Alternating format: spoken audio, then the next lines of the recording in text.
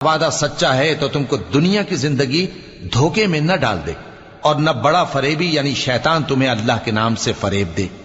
شیطان تمہارا دشمن ہے، تم بھی اسے دشمن ہی سمجھو۔ وہ اپنے پیروں کے گروہ کو بلاتا ہے تاکہ وہ دوزخ والوں میں ہو جائیں۔ جنہوں نے کفر کیا ان کے لیے سخت عذاب ہے، اور جو ایمان لائے اور عمل نیک کرتے رہے ان کے لیے بخشش اور بڑا ثواب ہے۔ بھلا جس شخص کو اس کے اعمال بد آراستہ کر کے دکھائے جائیں اور وہ ان کو عمدہ سمجھنے لگے تو کیا وہ نیکوکار آدمی جیسا ہو سکتا ہے؟ بے شک اللہ جس کو چاہتا ہے گمراہ رہنے دیتا ہے اور جس کو چاہتا ہے ہدایت دیتا ہے۔ تو ان لوگوں پر افسوس کر کر کے تمہارا دم نہ نکل جائے۔